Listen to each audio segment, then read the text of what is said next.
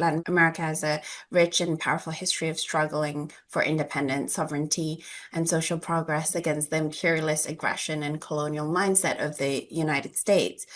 Where is that struggle of the peoples of Latin America at today, and how do you perceive Trump's foreign policy impacting the region?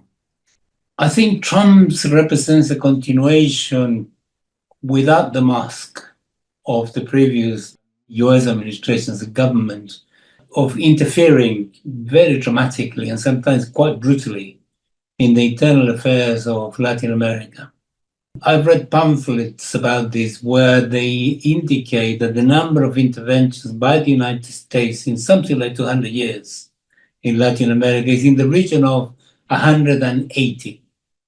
I think it's worse than that. Nevertheless, in interventions, that it is military interventions, political interventions, engineering coup d'etat, assassination of people, and so forth. So therefore, we, on the one hand, are very unlucky because we have to cohabit the same continent with one of the worst imperialisms in the history of humanity. And, being very close, obviously, overdetermine what we do. That's the first part of it. The second part of it is that the United States has always tried to prevent our development, whether that is political development or whether that is economic development. The United States has been determined, and this is the institution, the state itself, the oligarchy that runs that place, is determined to prevent any country from becoming too strong, which will make them too autonomous. So therefore, the United States does everything to ensure that nobody gets too strong, nobody has development, and nobody actually becomes politically astute enough in order to establish international links with somebody else. And this is known as the Monroe Doctrine. The United States run the place, and you have to do what they tell you or else. So that has been the situation. Now, the United States, because it implemented neoliberal policies from 1973 onwards. In fact, the first country that suffered the imposition of neoliberalism was Chile in 1973. We became a laboratory guinea pig. They really implemented it massively, brutally, and so on. Just to give you a sense of what they did, between 1973 and 1990, when 1998, 1999, when countries began trying to be more independent, the level of poverty reached 48% of the whole continent, which is, extraordinarily high, really, really high.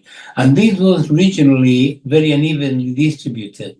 So you have places which were more developed, such as Argentina, where during the neoliberal period, poverty will reach levels such as 35, 40%.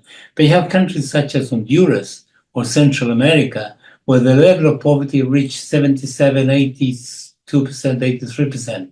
So that was, this was reality.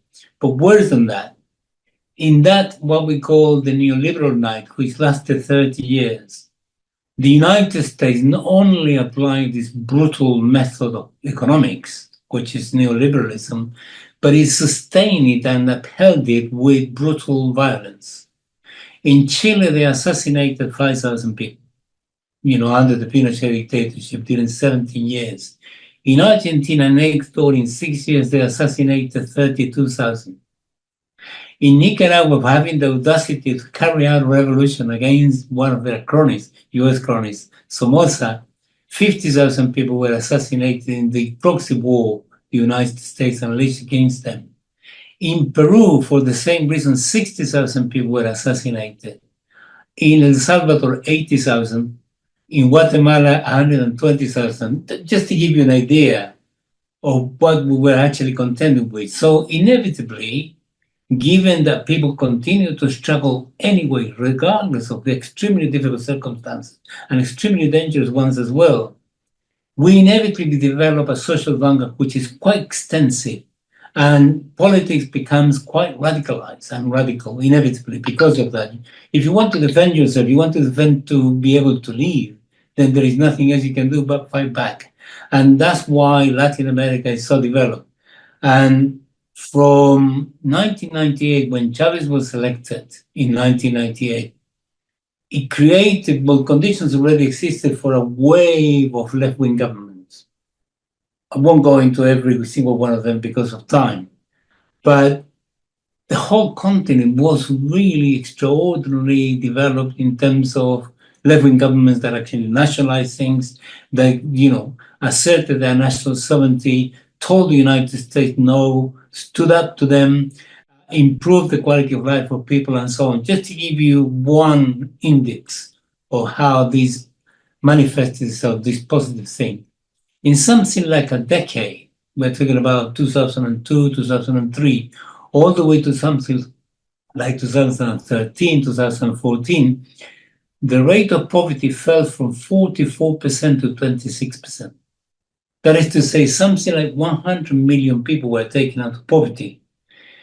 Places where indigenous populations had been completely excluded were recognized, were given, restored their dignity, such as in Bolivia. I remember being in Bolivia, watching television, under the Evo Morales government, and then something was wrong in what I wasn't watching, I was sort of on the side of me, by the corner of the eye. I was aware of this television set. And what I noticed was that actually it was not in Spanish. It was in indigenous language. And when I asked why, they told me the reason is we have 37 languages which are official. One of them is Spanish. And when you look at the television set, it had Spanish subtitles. So that gives you an idea. Women were brought into politics. The excluded were brought in. Racism was fought against. Policies were implemented. And Latin America was well into a process of regional integration that lasted until approximately 2008-9, when the capitalists decided to destroy the economy as they do regularly every 10 years. And as a consequence of that, we suffered the consequence, couldn't sustain the social programs, and the United States took advantage of that weakness because we are raw material exporting countries and hit us very hard and tried to roll it back. So that first period indicated in 10 years what you can do is extraordinary. If the United States let us do it, which they won't, but we'll fight against that, we will certainly blossom. And that is the experience. At the moment, that we are trying to repeat the experience of that 10 years. And we're fighting back. We got Brazil back. We got Mexico, which is a novelty. There are several that we got, but it's not sufficient. And we need to intensify that spread of good politics and good government in order to ensure that we go back to where we wanted to be. And the United States, because it's weakening so massively, has become extremely nasty and extremely oppressive. Trump is a manifestation of that malaise in the United States. Sorry, I went on too long, but I think I wanted to give you a full picture if I could.